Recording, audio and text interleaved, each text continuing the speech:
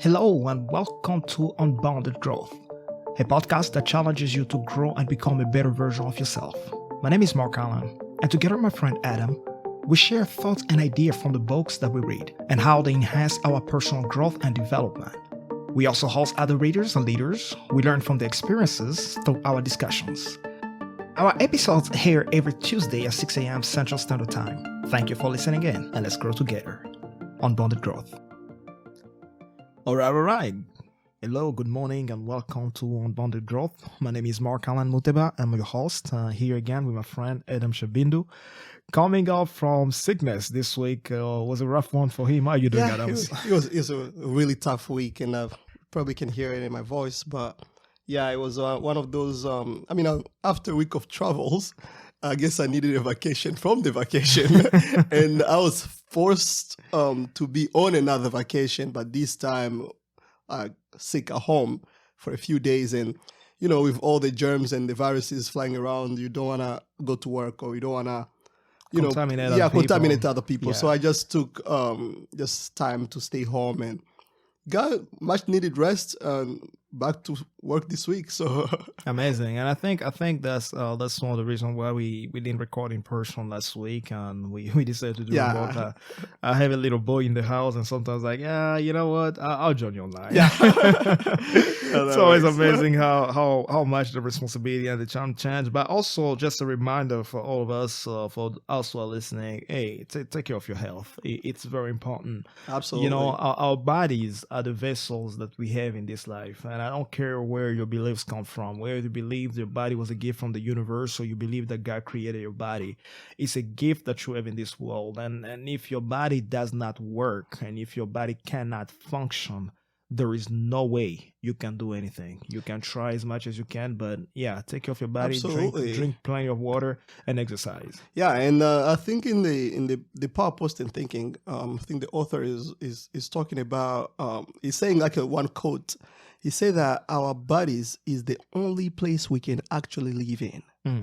So think about it. Think about the only place. Think about your room for people who are diligent about their room and how things should be decorated, how things should be on the wall, or what should be where. Now imagine your body. It's the only place you can actually live in. So taking care of yourself is very important. I had been like slacking on taking care of myself for the past few month actually, which is crazy. But now I'm getting back into my routine, getting back to the gym, getting back to actually just taking care of my body, not just my mind, but taking care just of my body. And I think we talked about it when we discussed the 12 pillars, the three-dimensional system where we have to take care of our minds, our body, and our soul. Absolutely. Our spirit as well, for those of you who are believers, knowing that this life does not end here. And it's very important to put that into perspective every time and everything that we do. And also, we just want to take this opportunity again to apologize for the sound last week. We are still working on our remote setup so that even when we have guests and interviewers in the future that are not with us in place, we can still work on the quality of the sound, but we get that fixed. And the other thing in the news, our Boras scholar finally made it to the United States. We have Mr. Grady over in the US, which is amazing. Actually, it was very fulfilling to see him, and he's still adapting, to everything that's going on, and we're still setting up a lot of his things here in the US. But yeah, that was a success story. So he's excited. He's gonna start his project very, very soon. Actually, in a week already. He's he just got here and hit the ground running. He got to work. So, and I think we have time to talk to him in the future, interview him, just asking about his journey. Absolutely. Taking bold moves all the way from Eastern Congo. If you do not know, Butembo is, it used to be a very remote place. With time, they've made a lot of improvement. But coming from that place and climbing all the ladder to come here, it's an amazing journey. But also for those of you who are not in the United States, maybe listening to us from Africa, Central Africa particularly, and you would like to apply to the Boras Scholars, we will post you the link in the description on our Unbounded Growth channel on Instagram. We post the link there so you can go. What was the link again, Adam? Yeah, I think it's just if you go to boratechnology.org .org/. and then about. Yeah. And you should be able to go straight to the page for Bora Scholars. All the information is there, what we provide for you and how we help you get here, and what are the requirements that we should get from you for you to be able to join. It's completely, absolutely free. It's a program that we are running with the goal to be able to educate, to create or grow leaders that are going to be the next generation of leaders in education in Central Africa and the Congo and Africa in general. And that's amazing. And you know, one thing here on Unbounded Growth that we believe is to inspire your growth and raise you as a leader. And that's what we do every day, and we try to continue to do that. So today, going into our episode, we're still talking about the 15 Invaluable Laws of Growth by Dr. John Maxwell. The same book as well, by the same title, by a different title, which is a summary of the big book. If you don't like reading how a lot, it's called How Successful People Think. The principles are the same, and the notes are almost the same, but it's much a summary. It's much smaller, and you can pretty much read it in a day. But last week we talked about the law of pain, and I think that's one of the most crucial laws. Learning how to handle pain, learning how to handle rejection, learning how to handle failure, because things like that will happen. You will fail, you will have pain, you will have rejection, but how you handle it tells a lot about your character. Today we are going to and just before going, just jumping, like just going back a little bit on the law of pain. Actually, it's funny, there is something that's in American pop culture, something that they call the belly of the whale. That's for every hero has a story, and in the story where he's in the belly of the whale, like like Jonah. And after the belly of the whale, or the time of torments and challenges, there comes the time of glory and heroism that usually follows. So if you're in pain right now, just try to see what you're actually gaining. Like as we said last week, that pain is not supposed to always be negative. It can also be positive pain. And I think that the way you put it last week was very beautiful. A bad experience does not have to be a negative experience. Absolutely. You can learn from your bad experience and transform them into good experiences, into positive experiences. The problem with pain sometimes is if you don't learn from it, trust me, you are likely to repeat the class, and you are likely to go through the same struggle. And we're not here to give you a guarantee like, oh, if you're in pain right now, tomorrow's going to be better. No, tomorrow's going to be better if you become better, if you change, if you change your action and you have the action for the future. So as I was saying that we be talking about again we attempt to talk about 3 laws today: the law of the ladder, the law of the rubber band, and then the law of the trade-offs. The law of the ladder says that character growth determines the height of your personal growth. The law of the rubber band says growth stops when you lose tension between where you are and where you could be. And I think that's pretty much, to me, I feel like the law of the rubber band is like the summary of the whole book. The difference from where you are, of course, and the law of intention. The difference from where you were and where you could be sometimes is this thing that makes the whole difference in your life. Learning how to grow. And the last one that we attempt to talk about today is you have to give up to grow up. There is no growing up without Absolutely. giving up. And I think I learned that lesson the hard way, maybe in marriage. When Planidia and I got married, I thought I could keep up with my old lifestyle. Sleeping for 6 hours and running completely okay for the whole day. And I was playing basketball. I was going to the gym. I was serving a lot at my church, and I was reading a lot of books. I was doing all those things. But then I realized that I had to give up some of those stuff if I wanted to maintain a healthy relationship with my wife. And now that we have a kid, it makes me realize again there's so many other things that I have to give up, to trade off, in order for me to grow in certain other areas. Absolutely. So and just to kind of jump into the law of the ladder already, character growth determines the height of your personal growth. There's another book actually I received as a gift for my birthday. It's called I think it's Dr. Marlin.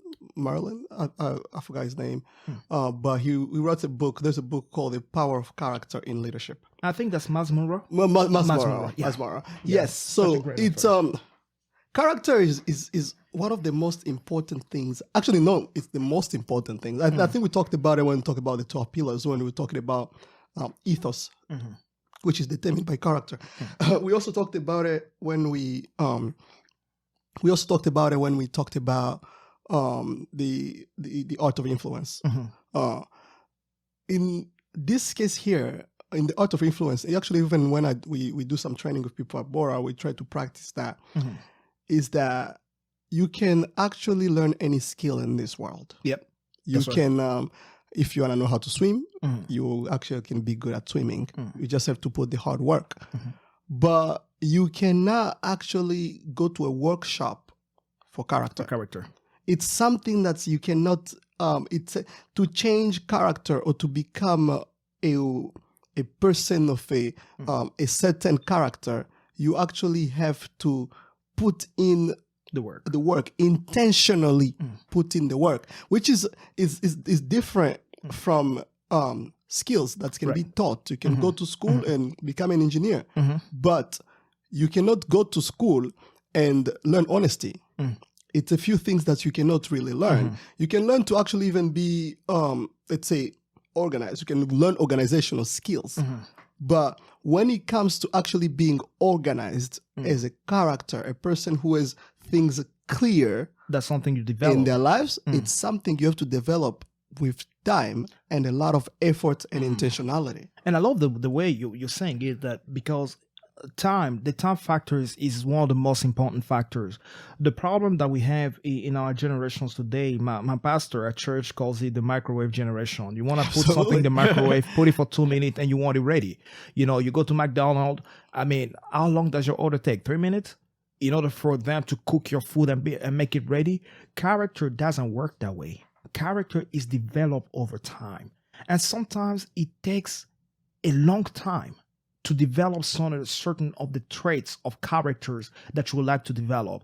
And I've seen it over and over that people who try to shortcut their way into developing their characters end up making some huge mistakes that sometimes take off the whole company, take off their marriages, take off their things. And the point that John Maxwell is trying to make here is that character is built from the inside and not the outside. Yeah, just to follow up back on the idea and just to loop back to the idea of character. This past week I was at the porch, and the entire topic they actually discussed over there was the greatest of all time. And the greatest of all time, actually, I didn't know that in the Bible, Jesus actually has a conversation about the greatest of all time, like about the goat. Right. We're like, okay, this conversation didn't start today. Like, who's the goat? Somebody asked Jesus, like, who's the goat? And I think it's in Matthew 11, where he's saying that the greatest that's ever born by a woman is John the Baptist. Yeah. So at the porch, the teacher, I think his name was T.A. T.A. spent some time to look at what are the different characters that actually made John the Baptist the greatest of all time. And some of the things that he actually talked about, he talked about even the idea of just intimacy and putting in time. He said that there's nobody here that would have, and that's just look back to what Mark Allen was saying. He said that there's nobody here that would want to get a girlfriend and then just date them for 3 minutes. Like, okay, since we live in a very fast world, everything goes so fast. Now you go on a date with a girl for 3 minutes and now you're like, oh yeah, great. Now we can get married. No, yeah, he say that you actually have to look at them and you have to gaze, and you have, and that takes time. That doesn't just take one date and fall in love with something, and that's actually how you build. You build the sense, like the character that you can have, the person. Like for people who can relate, actually, there's a word that's when I associate character with. And the word is in Lingala, and now you have to excuse me to use it because in Lingala it sounds so powerful that anyone who understands Lingala, I associate character with bomoto. Like the fact of being a person, The fact of being a person, yeah. human. That's what character is in this case. And John Maxwell goes down to say that most people focus on competence and too little on character. But 90% of leadership failure are failures on character. And you see that everywhere, whether you come from a Christian world, from a politician world, or you look into the academics. I know one of the president of the schools out here was fired because he was trying to grow the school here in DFW. I won't say the name of the school, but he was fired because he was trying to grow the school, and he started making some shortcut into the nursing program. Just admitting people who did not qualify, and that's very dangerous, especially for nursing. You don't want. There are two domains where I don't like playing with people. I don't want a fake pilot. I don't want a fake doctor. Yeah. anybody who's in those two fields, I don't want them to be fake because it can be very devastating. And when they found out what he was doing, he lost his job. Yes, on the outside, the man was seen as the man that was growing the university. The university was becoming one of the top universities, not only in Dallas, but also in Texas. But in the inside, the way he was going about it was not right. And that's where you see most of the times a failure in character. So John Maxwell goes about to teach how to grow the ladder of character. The first thing that John Maxwell mentions here is that you need to focus more on being better inside than outside. I'll repeat that. You need to focus more on being better inside than outside. It makes a very important quote here, and I'll just read here. It says, our reputation comes from what others believe about our outside. Our character represents who we really are on the inside.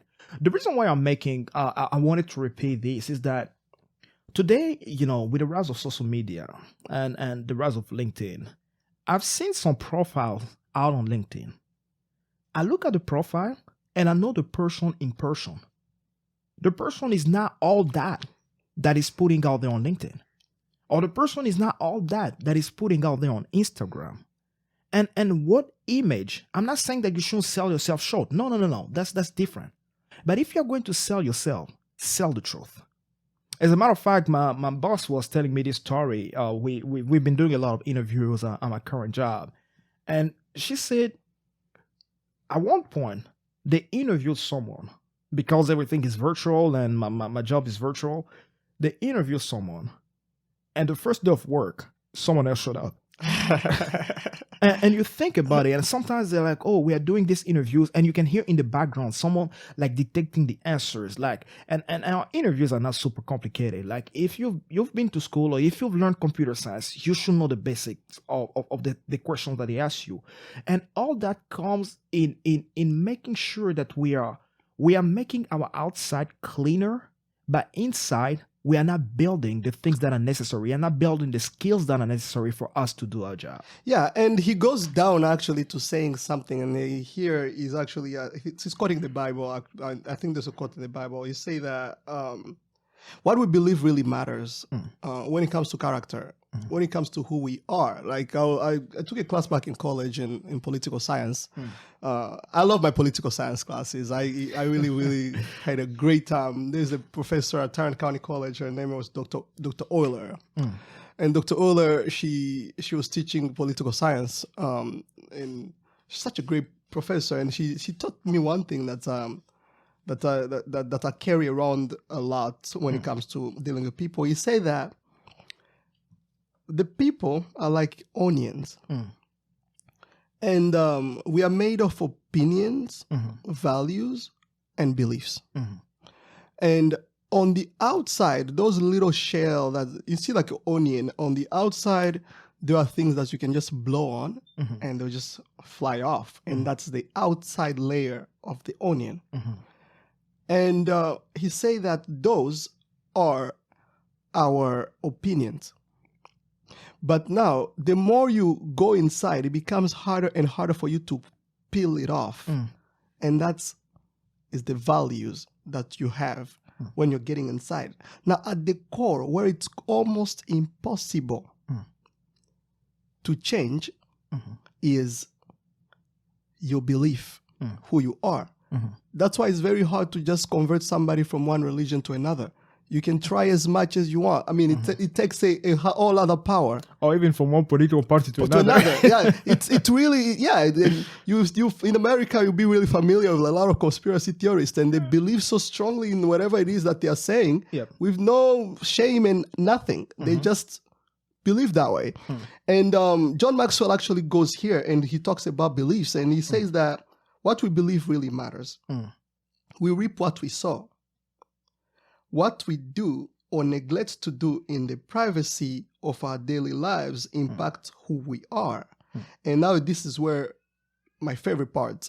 Say, if you neglect your heart, mind, and soul, it changes who you are on the outside. And that was my point, that if the core of your onion is not as strong as possible, everything else outside, have you seen an onion that is not really firm inside? Everything on the outside start collapsing. You can look as pretty as you want. You can do whatever it is. I have my own belief system. I have my own stuff that I believe in. And when it comes to, let's say, marriage and so on, that you go for. But then as a man, I want to be a man of a character. But also when I'm looking for a partner to spend the rest of my life with, I also just have to look for character, because that is important. You can teach somebody how to cook. You can teach somebody how to clean. Absolutely. You can, whatever it is, you can learn, or you can do it yourself. But one thing you can never teach somebody is how to listen. You cannot teach somebody how to listen. And in that, in those perspectives, it's some stuff that it's believed, it's grown in the inside and start developing on the outside. Exactly. But if the inside is not as firm and as strong, what happens is it becomes like an onion. You can just blow on it and everything on the outside starts going. And that's when people just now face the real you inside, and you see how people collapse. And that's very important that you're mentioning that. I know you're not married yet, but you made a very important point, because here's the reality. When you get married to a person and you sleep with a person every day, you wake up next to the same person every day, you spend most of your time with that person, you can only fake it for so long. That's just the reality. You can only fake it for so long. You can only show certain things for so long. And that's why, you know, for those of you who are in relationships out there, you are with someone. As much as you want to expose yourself, I won't say expose yourself, as much as you want to share your life on social media, as much as you want everybody to know that you are the perfect couple and you are posting on TikTok couple goals and stuff like that, make sure at the same time that you are building your relationship from the inside out. Absolutely. Because if you do not, that's why you see people get married a year later, they divorce. And you wonder, like, did they know each other? Did they see that coming in their marriage? And people divorce for so many reasons. There are so many reasons. We can't even start talking about divorce here. It's a very broad subject. But one point that is common, make sure that you build your relationship from the inside and outside. What people see, what people say about you, really doesn't matter a whole lot, as much as what you know about yourself. And I was talking to a friend actually last week, and we were having this discussion, realized that a lot of us spend more time preparing for a wedding than we do preparing for a marriage. And the problem with that is when you get in marriage, well, the wine runs over, the music stops, and you have to face life, you have to face reality. At that time, who have you been building on the inside? Have you been building and making an image beautiful outside that people love? Or are you really changing from the inside out? And John Maxwell says something very important here, and we move to the second point that he says on the character ladder. He says that inside victories precede outside ones. Now, you know, there's another quote he has here. I never knew that I read it from this book, because I've used it a lot, quite a lot myself. It says that if you do the things that you need to do when you need to do them, then some days you can do the things you want to do when you want to do them. Absolutely. The reason why I'm talking about building the victories inside precede the outside ones, I believe that this goes for both individuals and businesses. It goes for both individuals and companies. In the book that I was reading a few weeks ago, maybe 2 weeks ago, by T.J. Soar, he explains that a lot of entrepreneurs today, when they launch out an idea, they're so much in a hurry to talk about it on social media, so much in a hurry to talk about it like on social platforms, to build a website, to do all those things, not even having identified their target audience. They don't even know who are they going to sell their product to. They don't even know what are the core beliefs of their companies. And sometimes even two people will come together in an entrepreneurship adventure and they do not even agree on the terms to work together. And that's dangerous. And that's very dangerous. And eventually what happens? A month later, 2 months later, a great product that had a lot of prospect and everybody was talking about it collapses for no reason. Failure in character. Absolutely. Yeah, and just go down here. It says our inside development is totally within our control. That it is intentional. It's as we said at the beginning, character is something that you intentionally gain over time, and it's very important.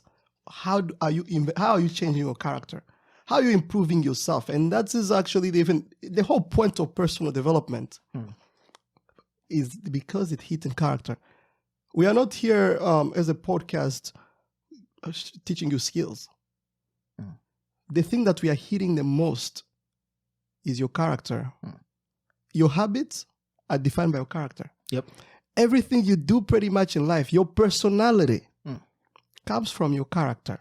So the biggest focus of our time spending or recording the podcast, and even the point of this entire podcast, is to help you develop that character that will lead you to success. And once you develop a strong character, everything else can build on it. Absolutely. But if your character, if your inside core, your values are weak, everything you build on top of it is like a card castle, where a wind will come and blow it away. The second thing it says to build to go up on his character ladder is to follow the golden rule. And regardless of where you come from, it reads the same way in different ways. Absolutely. Right? It says that do to others as they will to you.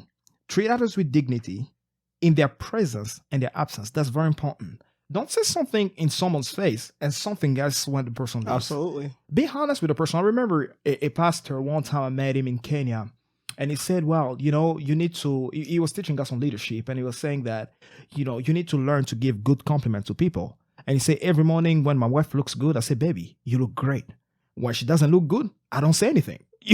Instead of you standing in front of the person, telling them you look great, and in the back, you're saying like, what a fool is walking like Absolutely. that. Instead of you saying something, if you don't want to say something negative, we live in a world where we want to push on positivity and we want to encourage others, which is good. But I believe that sometimes the truth needs to be told, but at the same time as well, do not come to encourage someone when deep inside of you, you do not believe it. And the last thing it says here, and I think Adam and I talked about this before, we are all pluses or minuses in people's lives. Whatever relationship you have, you are either adding something to that person, or subtracting something from that person. Absolutely. Yeah, there's always a plus. Every person we meet, actually, the way I put it is that they come with a spirit. It's a spirit that you are meeting. Mm-hmm. It's more than just like a two person or two flesh just met. No, it's more than that. It's a spirit that you are connecting with.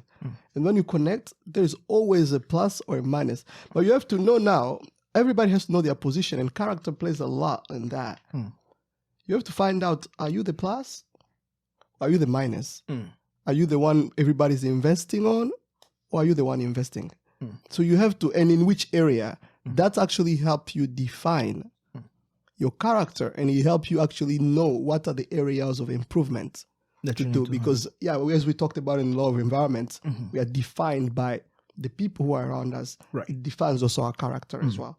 So the third point John Maxwell talks about here in the character ladder it's the ladder of character. It says teach only what you believe.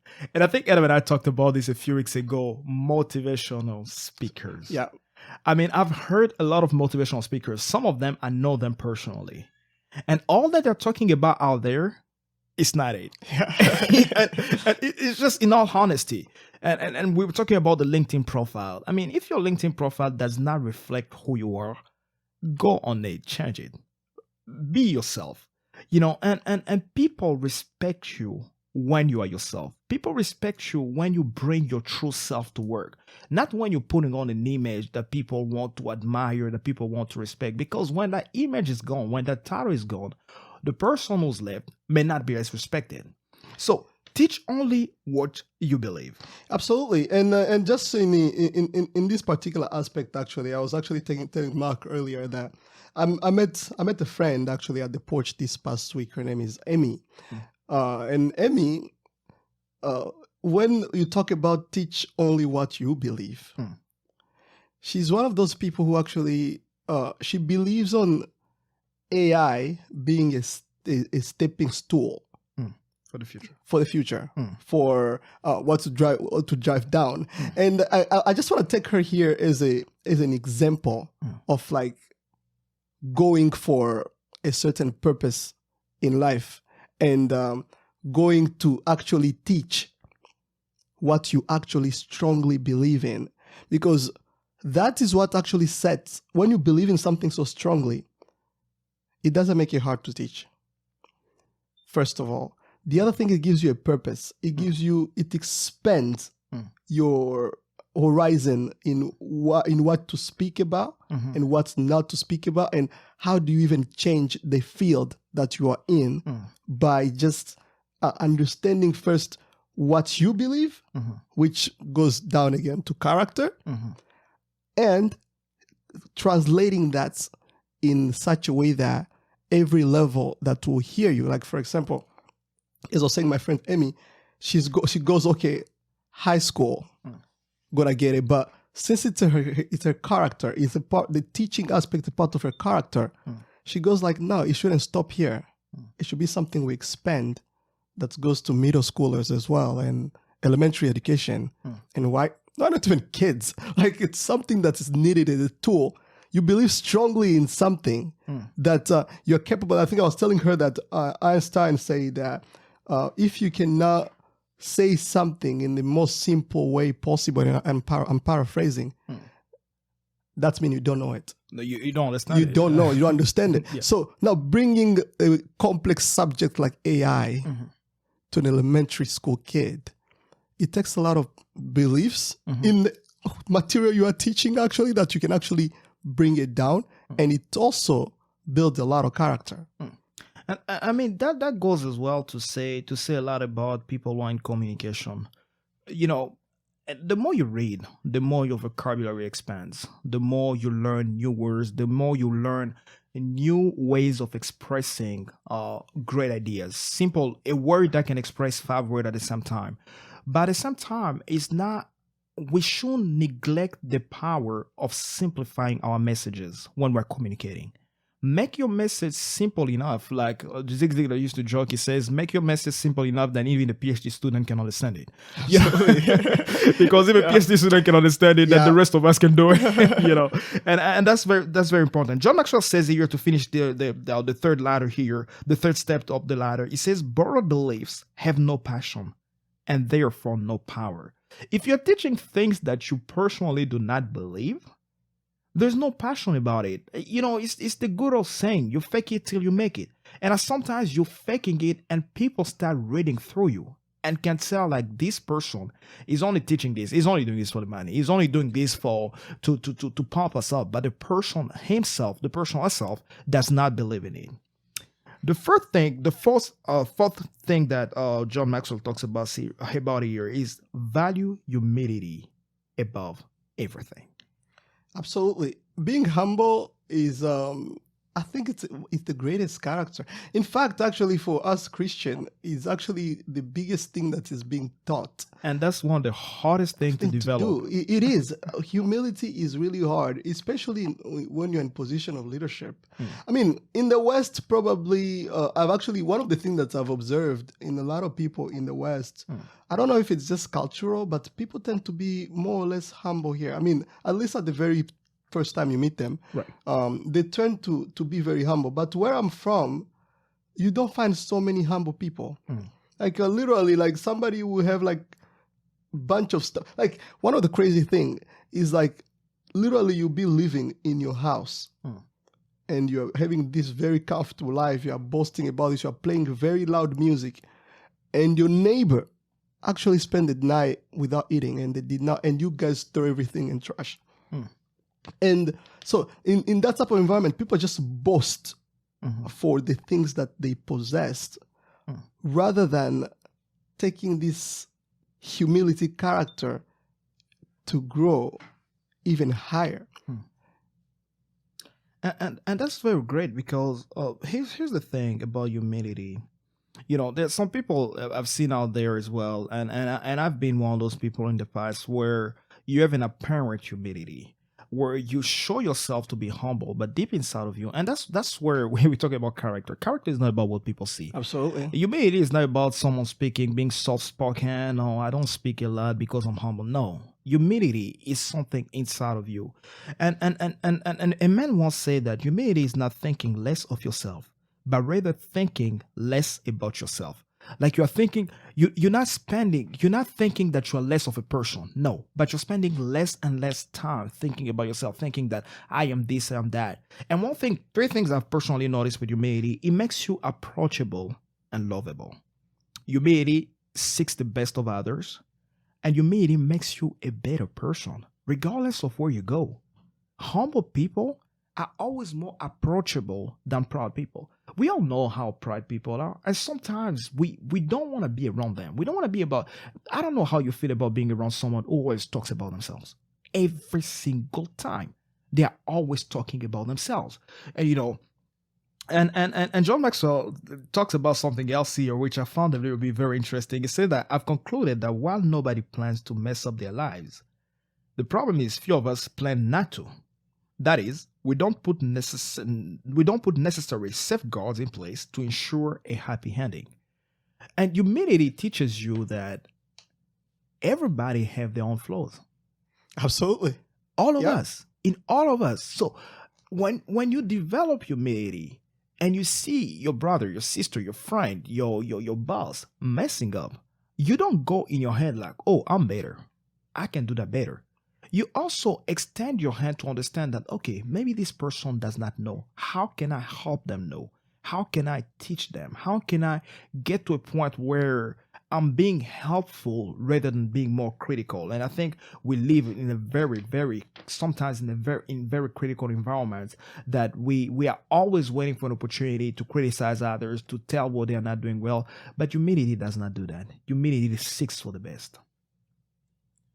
And John Maxwell now talks about here, he gave a few tips on how to develop humility. He talked about remember the big picture. The big picture, maybe let's put that into context. So there's you in this world, and then there is about 7 billion other people. Do not make this life about you. No, you're not very unique or special. That's one thing that I've understood. You see, like you think you have great skills and you have all of this stuff, and you see, like even the job you're working at, you think of yourself of all of that. Just get sick.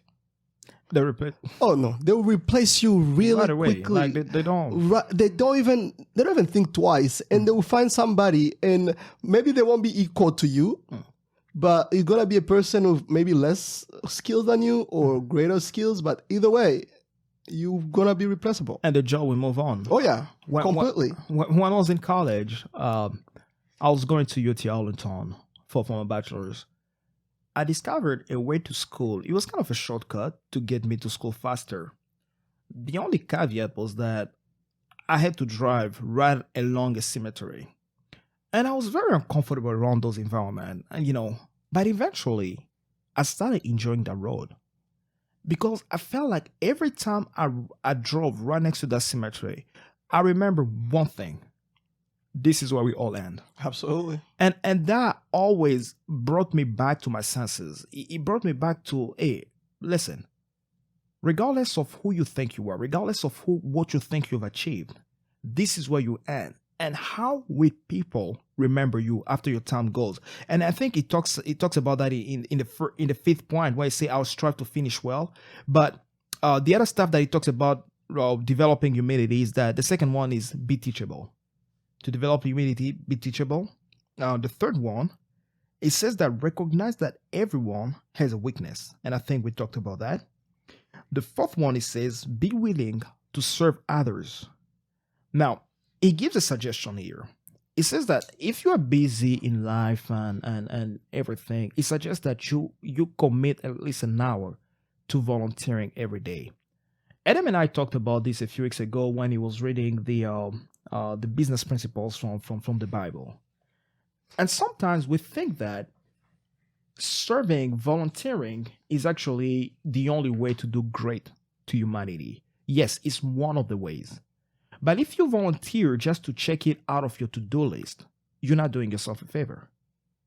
Volunteer because you believe in what you're volunteering in, because you want to change your environment. You want to change the place where you are going to. Another way to change humanity, do your job well. You're a customer service, you're a customer representative. Treat your customers with dignity and respect. You're a person who works in the office, you're a director. Treat your colleagues or the people that report to you with dignity. Help them in whatever they're doing. Help them in their lives. And that may actually mean more than volunteering into something you don't believe in just to check it off your box. Absolutely. Absolutely. And that's is important. The other thing is just say, be grateful. Gratefulness, like a grateful heart, brings a lot of humility because you just think that, when you're grateful, you don't make anything about you. You realize that you don't deserve you realize it. that I did not deserve this. This person helped, or just I'm highly favored. Like this is just a favor that this person did to me. I did not earn it. I did not work so hard for it. It just, I got it. I got it by somebody else's hard work. Right. That's how I got here. And when sometimes we don't know what to be grateful for. Every morning when I wake up and I just realize I'm awake, I have a roof on top of me, I have shoes on my feet, I have food on my table. To me, that's enough to be grateful. Coming from the Congo, especially Eastern Congo, having seen a few wars, having seen kids losing their parents at a very young age, not because they chose to, but because a bomb fell in their house. Having seen people go hungry for days, without any food, any potable water, makes me realize every single day that the opportunity that the Lord has given me, I don't take it for granted. I don't take it for granted. So find things for which you're grateful. And one of the things that actually in your morning routine you can install is doing the morning pages where you just list the things that you're grateful for. Even the things that you take for granted that for others may be a complete luxury. Do not take them for granted. And the last thing that John Maxwell mentions here, the fifth point, he says that I will strive to finish well. If you take control of your behavior, your emotions will fall in place. Here's the reality. If you're a believer, you know the Lord Jesus is coming back.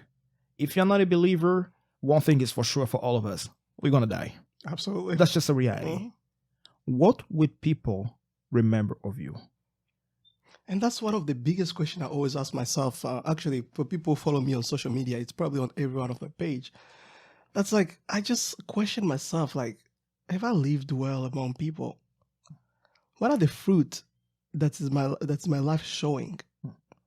What's really going to be told about me? Like, when I'm gone, it's one of the things that's, I meditate over that all the time. Every little action that I make, it's like, what am I showing to people that whenever I'm gone, I'm like, if Adam was here, this could have been different. What's that one thing? am I actually being a stepping stone, or am I being a stumbling block? It's so important to me that every action, for people who know me, every action, every little thing that I do, I try not to be a stumbling block on somebody's life. I try to create these footprints in which way that anyone who can follow them and just go on a step-by-step basis can actually find somewhere down the road that there is actually a person who lived and cared about others. It's just, to me, like the end, and they always say the end justifies the means, and and I just take those type of quote like really dearly to my heart. That is so important.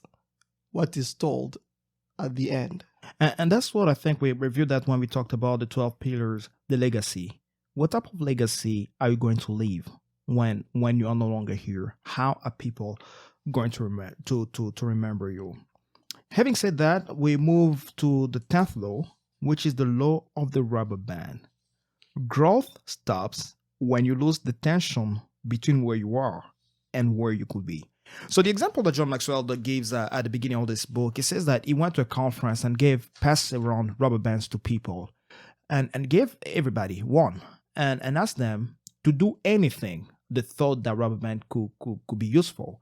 So people did a few tricks, a few interesting stuff. And at the end, he asked them what was common among everything that you built or everything that you did. And he said, well, the one thing that was common is that we had to stretch the rubber band in order for it to be useful. And John Maxwell compares that to our lives. There is no growth in your comfort zone. There's no way you are going to grow where you are too comfortable. The last time I changed my job, I have to be honest, I had a wonderful job. I was in a great company. The culture of the company was great. The people that I worked with, it was an office with about 12, 15 people in the office. And my boss was pretty much, the owner of the company was one step away from me, pretty much the next to my door. So we didn't have all those corporate politics. We didn't even have HR to deal with. It was weird. Not saying that HR is bad, but you know HR, yeah. It goes, but we didn't have all those policies to deal with. It was a great culture. But 2 years into the company, something hit me. I was no longer growing. And I asked myself a very basic question. If in 5 years I have to move from this company to get another job, how marketable am I going to be? And sometimes that's the question you have to ask yourself, whatever business that you're doing. You hear about some businesses, you hear that, oh, this business was great 20 years ago, but we don't hear about them anymore. But then you hear about something like Coca-Cola. I mean, Coca-Cola has been around for the longer that I've been alive. I mean, I'm 30, and I think I've been hearing about Coca-Cola as long as I can remember. And they're still around. What makes Coca-Cola different? What makes Pepsi different? What makes, all this new technology, Apple different? And Nokia today, I don't even know if Nokia still make phones. And you wonder what happened to a company like that. And what happened to people when people stop growing. When you get into your comfort zone, you stop growing. And for me, changing jobs, I took a more challenging job. I think by far is the most challenging job I've ever taken in my life. It took me about 4 to 6 months to even start understanding the way the company was structured, the way the code base was structured and all that. And I was struggling and I really went through a tough time to go through that. But I can tell you one thing for sure. This experience has stretched me so much. It stretched me to a point where I'm like, I'm not afraid to move from here to an unknown place. Absolutely. Because in my head, I'm like, I've done it before, so I can do it again. Rubber band. It's the rubber band. Yeah. You stretch yourself to grow outside of your comfort zone. Yeah, and just to go now, he gave a few points here, just a few pointer, like some benefit of the tensions. And the first one, he said, only few people want to to stretch. And one actually thing that's hit me in this aspect, and I think you're gonna have to excuse me because I'm gonna have to read almost like half a page. I almost read the whole chapter. Yeah, there's a really good point here that I would just wish everybody should know, and I highlighted the whole thing just for everybody to get the idea of average. I knew you were going to talk about that. I knew you were going to talk about that. It's something that I've been fighting against my entire life, being average. And what does he have to say about it? He said that too many people are willing to settle for the average life. Is that bad? Read the description written by Edmund Goddard, and then you decide. He started by saying average is what failures claim to be when their family and friends ask them why they are not more successful. He says average is the top of the bottom, the best of the worst, the bottom of the top, the worst of the best. Which of these are you? Average means being run off the mill, mediocre, insignificant, and also ran a non-entity. Being average is the laziest person's cop-out. It's lacking the guts to take a stand in life. It's living by default. Being average is to take up space for no purpose, to take the trip through life, but never to pay the fare, to return no interest for God's investment in you. Being average is to pass one's life away with time rather than pass one's time away with life. It's to kill time rather than to work it to death. To be average is to be forgotten once you pass from this life. The successful are remembered for their contributions. The failures are remembered because they tried. But the silent majority is just forgotten. The end they say to be average is to commit the greatest crime one can against oneself, humanity, and God's and God and one's God. The saddest epitaph is this: Here lies Mr. and Mrs. Average. Here lies the remains of what might have been, except for their belief that they were only average. And he say, I cannot stand the idea of settling for average. Can you? Nobody admires average. You know, Adam, what we should do, and that was definitely something that we need to reread, and read again. Yeah, absolutely. Let's take a picture of that and put it on our Instagram page. I think we should do that. Let's take a picture of it. I'll put it on our Instagram page so that you probably will go back to it, read it again, and understand the dangers of being average. Yeah. Don't be average. Don't fail. Like he said here, be a failure or be at the top. Don't be the bottom of the top don't be the bottom of the top. There's or the top of the bottom. The top of the bottom. Don't be any of that. Just don't be average. And that's where, you know, when he talks about the benefit of attention, the problem is few people want to do it. And once you start stretching yourself, you already go to the top 5% that are moving out of it. As a matter of fact, by just listening to this podcast, tells me a lot about your character, tells me a lot about your personality, tells me a lot. You know, this week I had to make a hard confession. It was tough for this reason. I've always believed that everybody is born with seeds of leadership, and I still believe that. I've always believed that everybody can become a leader, and I still believe that. But this week I realized that not everybody will be a leader. That's true. Can, but not. Yes. Everybody got the potential. Everybody has the potential, but not everybody will be a leader. Absolutely. And the people that won't be leaders, they're simple to spot out. They never read a book on leadership. They never try to develop themselves. They never try to improve. They never try to improve their skills. They never try to learn anything about it. As a matter of fact, leadership doesn't even bother them at all. They want to live an average life. They want to live in their little corner, stay in the company for 25 years, just doing the same job, and not ever improving themselves, or even improving the company, or even making the company a better place to be at. So, lesson: don't be average. Yeah, and actually, the next point actually, we probably won't spend so much time on it because it's just again the summary of not being average. You say settling for the status quo ultimately leads to dissatisfaction, and that's when you live an average life. You will never be satisfied. You work the average job, you drink the average beer, you live. There's actually a story that I always tell my friends. And there's a movie actually about a spy. I forgot the name of the movie. I always forget the name. I watched it a long time ago. I watched it in the plane. I was traveling when I was doing my job full time. And there is this spy. He has an exciting life over. He was flying and spying of different countries and so on. And then one day he went to this other country, he came to the US, and he saw a lady who worked at the mall. And he loved the lady, but instead of being honest to the lady and just tell her what he did for a living, he just hid everything.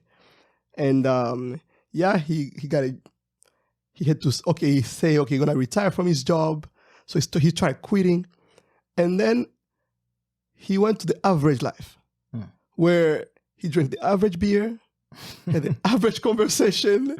He had a 3-bedroom house in a suburb, and he owned a minivan. And just kind of the moral of the story here, at the end, he was so uncomfortable in that. He was so dissatisfied with that life because, his friend had potluck on weekends. Well, he was actually flying and going to change the world somewhere and in some other corner, like catch the next bad guy. But no, he was not doing that. He wanted a life. That's what people say. They call it, don't you have a life? But at the end, that life will be not satisfying to the point where you're going to end up hating it. And sometime, I don't say it's too late in life, but sometime it might be by the time you realize that you have wasted so much time by being average and you are reaching to the end, because everybody want to be the greatest. Everybody, people praise whatever, Tom Brady or LeBron James or Michael Jordan, whoever you guys praise. Yeah, everybody want to be on the spot as any of those. Everybody want to make an impact. But once you start settling for the status quo, you're going to live a life that just won't be satisfying about anything. You won't get anywhere. And that's very crucial because, it's not just about being on the spotlight of the whole world where everybody knows you. Sometimes just be the best daddy for your kids. Absolutely. Be the best husband for your wife. Be the best student for your professor. Be the best neighbor. Be the best neighbor. Yeah. Where people are like, okay, I love to have this neighbor. Don't just be the person that everybody looks at, you know what? Yeah, he's just getting by life, And so the second thing, the third thing it says here, it says that stretching always starts from inside out. And I think we talked about that when you was talking about character. That's where, stretching your thoughts, as we talked about last week, will dictate a lot of your actions. And it's very important to start feeding your mind with the right thoughts. Because most of us, I was actually in a seminar last weekend where this lady, I think, made the point that I'm about to make. She said that most of us are dictated by the first message we receive in the morning. Because the first thing that you do when you wake up, you check your phone. And whatever notifications are there, start dictating your day. Sometimes it's changing the narrative, changing the routine that you have every morning. Maybe read a book. Maybe, personally, I like to read the book of Proverbs, the Proverbs of Solomon. They give you another perspective on life. They give you another perspective. Find something instructional. Find something maybe motivational. Find something that helps you to look at life differently. So it's very important to nurture your thoughts, because John Maxwell, he actually said that you cannot travel within and stand still without. In other words, in old English, your thoughts cannot be moving in one direction and your life moving in a completely opposite direction all the time. As a matter of fact, I think is Pastor Craig Rochelle who says that our lives are always moving in the direction of our stronger thoughts. Absolutely. I mean, it's very important. We are the object of our thoughts. What we nourish our thought, what we tell ourselves we are, is who we become. And it's a law of identification that I usually call it. I call myself something, like say, what's your name? Adam. Okay, so now you call me Adam. Somebody else call me Adam too. Somebody else call me Adam because first of all, I was Adam. You call me Adam. And soon I remember, like, okay, when they call Adam, you start looking. That's not only you start looking at like Adam, you start acting like Adam. Literally, it becomes a law of identification. And there's one thing actually here where John Maxwell is quoting Jim Rohn, and I really like this place in the book. Just kind of touched me. And I'm a big fan of Jim Rohn. I mean, may his soul rest in peace. It's Jim Rohn. It's Jim Rohn. So Jim Rohn observed, every life form seems to strive to its maximum except human beings. How tall will a tree grow? As tall as it possibly can. Unbounded growth. Exactly. How, human beings, on the other hand, have been given the dignity of choice. You can choose to be all or you can choose to be less. Why not stretch up to the full measure of the challenge and see what all you can do? Why don't you just literally expand as much as you can and become the best that you can be? That on the fourth point, he say stretching always requires change. You cannot improve and avoid change at the same time. It's just impossible. If you want to improve, if you want to become a better person, then you also have to be ready to accept change. The fifth one he talks about here says stretching sets you apart from others. When you start growing, you will realize even the way you think, the way you talk, the way you behave around people who are not growing actually changes. You know, when I started on this journey of personal development, which is nothing else for me personally than reading books. You know, I started reading books, I started listening to preachings, to more preaching. I was not just listening to them because I stumbled upon them. I was more intentional about listening to them. I was okay, I want to learn more about money management, and I'll put on a whole series on YouTube. I want to learn about leadership. I'll put on a whole series on YouTube. As a matter of fact, I think I watched the whole series of Tough Performance with Zig Ziglar. I watched the whole series on YouTube just to help me. And one thing I started noticing about myself was that I started becoming more patient with people. I started becoming a little bit more humble than I was. I don't think growing up I was a humble person. I don't think I was. But as I was listening more and I was reading more, I started realizing that what I thought I knew, I did not know like that. And there was still a lot more room to grow, a lot more things that I could become. And that actually humbled me. So when you stretch yourself, you set yourself apart from others. Yeah. He gave a lot of early career advice in here that I would like to just read to everybody. That a lot of this have helped me in my career, and this book has just been such a blessing in my life. And when in this career advice that he gives to early career, there's people, because a lot of people who listen to us, they are within the range of people who just started their career around 20 to 35 years old.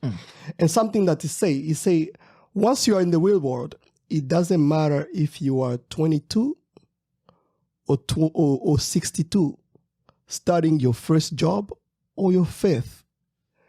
The way to get ahead is to over-deliver. Actually, this is something, there's a complex that to it. I graduated my bachelor's degree at 20 years old. And that's, you hit the road, and you start your career with this kind of feeling yourself. You're like, yeah, I mean, you know, I'm at the top. I'm 20 years old. Everybody here is older, and all of that. It's created a certain complex that you start to have. You're Like not sometimes superior. You don't know anything. pride grows Just in you. pride. Pride in you because you are the youngest being there. But one thing I've learned about American system is the fact that, 22 or 60, nobody cares about that number. They still expect you to deliver. Yes, nobody cares about that number. If I am doing absolutely great at my job and I'm 20, and somebody has been lazy at 55, I'm becoming their manager. It doesn't matter. It doesn't matter your age. One of the things that I used to actually, when in my elevator pitch, it's actually funny. In my elevator pitch, when I was still in college, my age used to be something that I played around with it a lot. I used to say like, I got this degree. I graduated high school at 16. At 17. I got my bachelor's degree at 20. I got my master's at 22. And that used to be a part of my elevator pitch. And then until I realized that it doesn't matter. What am I delivering? What is the value that I'm creating in this case? That's the only thing that they care about and that's the only thing that matters. Age in this case, it doesn't matter. The other second point that he says, that the day of A pluses are past. He say those days are over. To get an A plus in business, you have to expand the organization's expectations of you and then exceed them. And if you have to fully answer every question the teacher, in quote, asks, plus a slew of questions he or she didn't even think of. That's the only way you can get your career. If you're an employee somewhere, for you to actually make it to the next level, for you to get that bonus, like highest bonus and those reward, think of the question that your boss did not even think of asking and find the answer to them.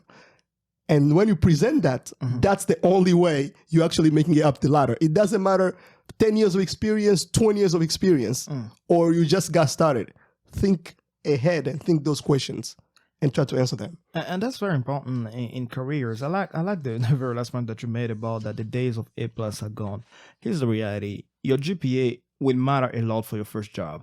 Absolutely. After your first job is about what you deliver. So whether you graduated with a GPA of 2.8 or you graduated with a GPA of 4.0, what you deliver on your first job, what you deliver on your first few jobs, will actually matter more than your GPA after your first job. The seventh thing that it says here, says stretching gives you a shot at significance. And that's where he talks about the law of legacy.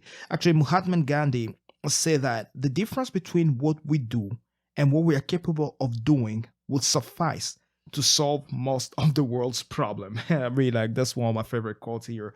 What people say I can do and what people do and what people can actually do. And the other thing that he says here that captured my attention is to be what we are and to become what we are capable of becoming is the only end in life. Be who you are and be everything that you are capable of becoming. So the last law that we attempt to cover here in about 5 or 6 minutes that's remaining here, we already topped the top. We already topped the top of the hour. We already passed the top of the hour. That's what I'm trying to say. Is the law of trade-offs, and I think we talk about it a little some today. Probably continue on it next Tuesday. But the law of trade-offs, you have to give up to grow up.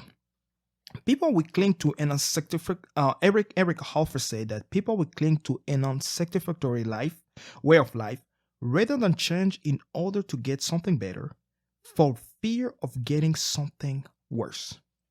The law of trade-off. I think I was talking about this at the beginning of our podcast, the transition that I've had to make from the time I was single to the time I graduated, getting married and having a child. The things that I had to give up. It's not that I wanted to give them up, but I had to give them up if I wanted to have a stable family, if I wanted to be around my child and to raise him and to spend time with him. There are certain things I can no longer do that I had the freedom of doing. And that does not only apply in marriage or things like that, but it also applies in real situation of life like your job. What do you have to give up in order for you to grow up? Absolutely, and there's one question that he asked here when he's just talking about or introducing this law. He say, will I go through this change or growth or grow through this change. We like go through this change or grow through or it. grow through this change. There's a quote in that particular section that's to me was very important. I could relate to in my life. And then you say, go ahead. I agree with that. And there's a background story you talk.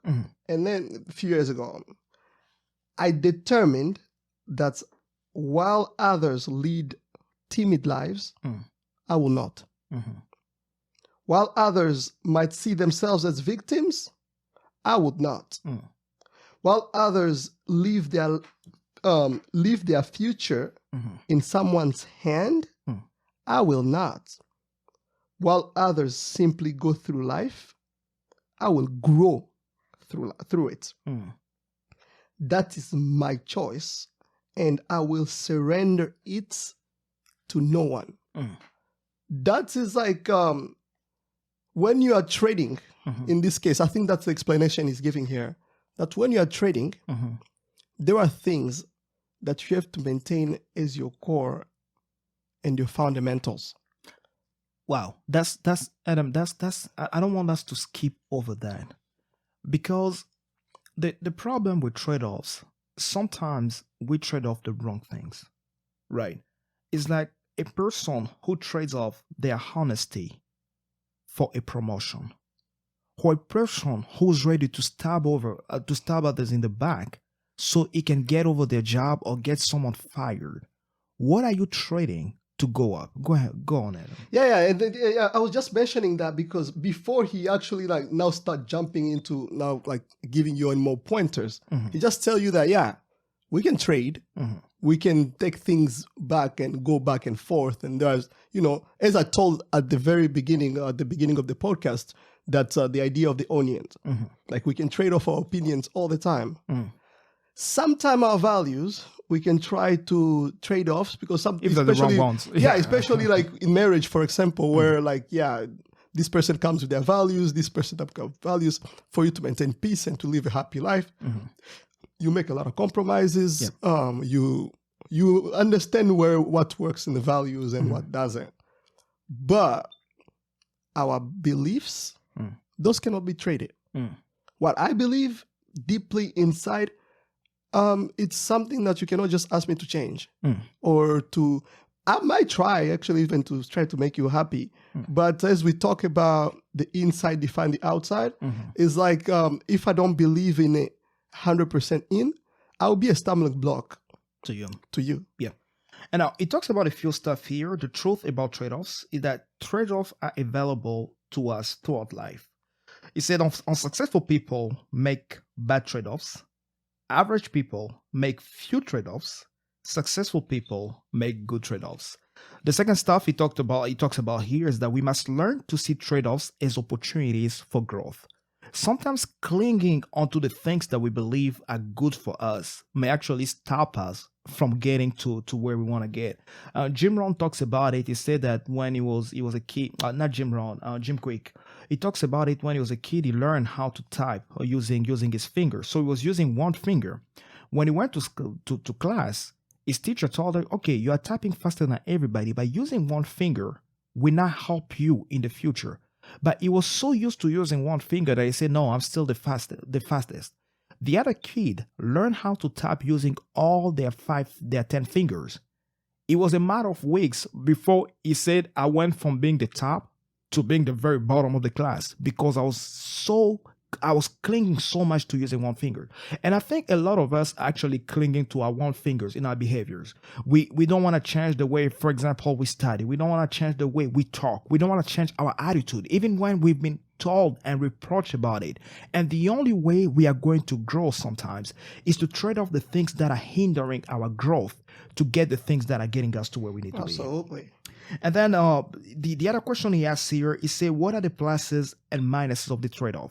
So every time you're about to trade off something, what are the pluses and minuses of that trade-off? I remember one of the biggest trade-off I had to do in my life was to give up basketball. I was playing basketball, and in my head, I was going to the NBA. I just never grew past 5'10", and I tried. I just never grew past 5'10". But at some point, there was a clear decision. The time that he was taking me to play basketball, it was taking me a lot of time to train, to practice, and all that. I had to make a decision between, will I continue to spend 3 hours on court every day, or will I invest those 3 hours in studying, in reading? And my parents, I was in Kenya, my parents were spending a lot of money for me to be in school. I had to give up basketball, regardless of how much it pained me. But that was actually a good trade-off for me, because eventually the things that I learned by not being on the basketball court have helped me and advanced me a lot more in life than basketball probably would have. Yeah, and just to go back there, I would just like to share an experience here. And I was talking to, I was talking to my friend, and I just spent this past week actually getting to know my friend Amy a little bit more, and I was telling her about some of the trade-offs that I had to make on the fact that as of now, I think I have 4 degrees, and I'm probably on my 5th. If you look at my CV, it's just full of degrees, to a point where if I just quit right now, whatever it is that I'm doing, I'm still way better off. I can go get a job in whatever field. It doesn't have to be engineering. I can go into business. I can go into medicine. I can go into whatever it is that I really want to go, whatever industry. Actually, right now, I can work in any industry almost that I can think of, because I have the degree in business and I have the other degrees in engineering and even in biology and biological sciences. So, but one of the things that you have to that I had to trade off big time is to trade off the comfort and the financial freedom. And actually he talks about it over here on the very first, and I don't think we're gonna go through all the points he made, but the very first thing that he made, the first point, he say, I am willing to give up financial security today for potential tomorrow. And that is one of the things that I had to trade off big time, where, okay, I came from a comfortable salary in the industry to a student salary where, okay, you, a PhD candidate, we get a stipend that's going to help you just literally get by, pay the place you sleep and get some food. So coming from that to this, making that trade-off is something that is challenging. But when I look at it in terms of the future, in terms of who I really want to be and the character of the person I'm trying to build, and even at the end of life, like we talked about, like, what is that's going to be one thing that people talk about. Remember the fact that this person was a person making trade-offs. Is he put aside the financial freedom that people call financial freedom for a greater freedom, actually, the freedom of thought, the freedom of opinion, actually, that which is strong, and the value of your opinion among your peers. And that's going to the second question he asks here. Am I willing to give up immediate gratification for personal growth? And that goes a lot with jobs. Sometimes you take a job that gives you a higher salary, but where you won't grow a lot. And you see another job that gives you a lesser salary, but where you have the opportunity to learn skills, to learn things that you couldn't have learned any other way. So are you willing to give up that salary? Are you willing to give up your immediate gratification for growth? Even when people, for example, who buy houses with zero deposit, yes, it's a great choice for some people, it's not for some people. But sometimes, are you willing to wait until you've saved up to 20, 30, 50% of the down deposit in order for you, of 50% of the cost of the house, in order for you to buy a house? We talk about it more when we talk about the Total Money Makeover with Dave Ramsey. What are the sacrifices are you ready to take today and so that your tomorrow can be better? Yeah. Well, number 3, say, I am willing to give up the fast life for the good life. And this is something we talked about when I mentioned about creating that, building a character, actually, over there. This speaks so much to that. We live in the world, as we studied actually at the very beginning, that everything gonna be fast. Microwave. Microwave. Yeah, we have microwave generation, right? Everything. Actually, funny thing, we don't wait for the 1 minute microwave. No. I don't know how many people wait for that. I don't wait until it hits zero. I hate that song in the first place. Exactly. I don't get to the zero. It's just like I put 1 minute 30 second. Okay, got to like 20 seconds. I check it out. Is that hot enough? I move on, right? So, but in the world that is already like that nobody actually gets through with anything, are you willing to actually give the quick, the short-term pleasure for an actual life of stability and growth and success? Those are some of the trade-offs that he talks about. Yeah. And the fourth one here say, am I willing to give up security for significance? I love a quote that he puts here. The great men and women of history were not great because of what they earned and owned. They were rather great for what they gave and their lives to accomplish. And as I'm thinking about it right now, I cannot think of one great man that I respect and think about what they left here. Like when I think about Mother Teresa, or I think about Mahatma Gandhi, when I think about Martin Luther King Jr., when I think about those great figures, I don't know if they left houses. I don't even know where their houses are at. I don't even know what Nobody even talk about those stuff. Nobody talks about them. But the impact and significance, even the Lord Jesus Christ. As a matter of fact, one of the preachers I heard say, Jesus never left the church here, never left the building, And when you think about all that, it's like, what did those people give up in order to leave more significance to the world? So are you willing to give up your security, the things that you love and value, to bring up more significance? On number 5, it says, I am willing to give up addition for multiplication. This is very important, actually, because we tend to settle for the addition for when the numbers are adding up. Yep. The numbers are adding. It's about investment, right? When you're trying to invest in something, it's one of the hardest thing is like it's being an entrepreneur. Stocks. It's like, okay, you look at this is not a financial advice in any way possible, but I'm one of those people who I'm not a strong believer of savings accounts. That's just me, because I think about addition versus multiplication type of thing. In a saving account, what happens is that you put the money in there, it stays in there. Maybe the bank gonna give you 0.something% at the end of the year. And you put your money in there and somebody else is using that money. The bank is actually using that money. In fact, when you're trying to withdraw money from your own saving account, it becomes a problem. I've seen that. And when I think about now addition to multiplication, okay, my little ones that are going into my saving account is an addition. But when I take that money, I actually put it in Facebook or any of the major corporation, which a lot of them don't just go bankrupt. They are there. You look at Amazon for the last 10 years, it's probably gone 50%. So if 10 years ago, the money that I put on my saving account, I was actually depositing it in an investment or something that was a passive income that was actually just growing by itself.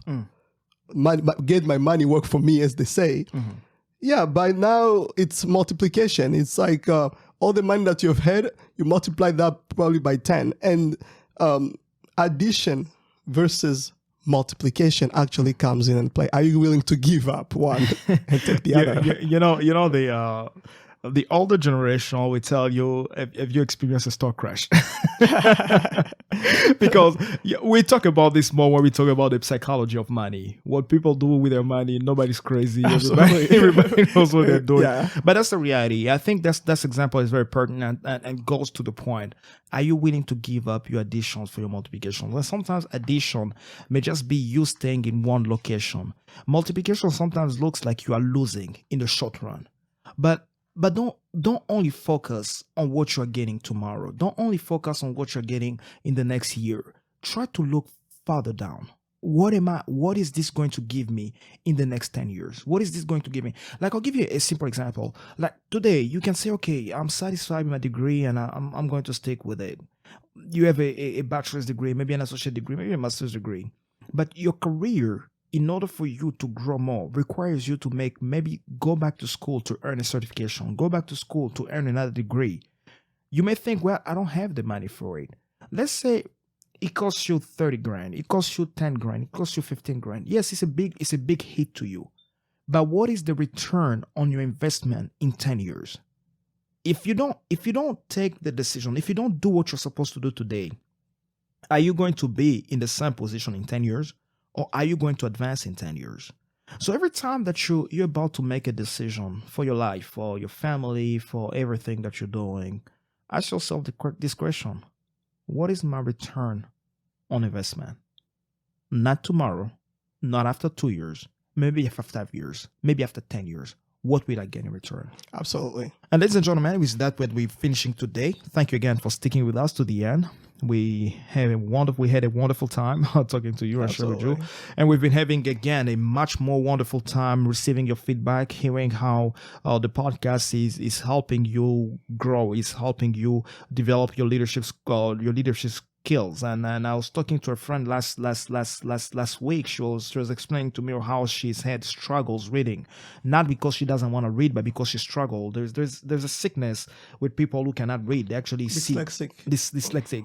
I read that in a book, like I'll say maybe 8-10 years ago, and I didn't know it was a thing until I met someone who was going through it, and she was telling us how much the podcast is just helping her, that she doesn't have to sit down and struggle with a book and feel like she's not smart enough, that hearing the discussions on the book have actually helped her grow and continue to develop herself. So we really appreciate the testimonies that you're sending out there and getting back to us. This is episode number 11. Next week we continue with the law of curiosity. There's 4 more laws that we need to cover in this book, and then the next book that we are going to talk about will actually be on money management. The 7 Secrets of Money. That book is an amazing book, and I cannot wait for us to dive in it. With that being said, ladies and gentlemen, you have a wonderful week. Adam? Yeah, and thank you so much for listening again, and we're really happy to serve. All right, we'll see you next week, and God bless you. Bye-bye.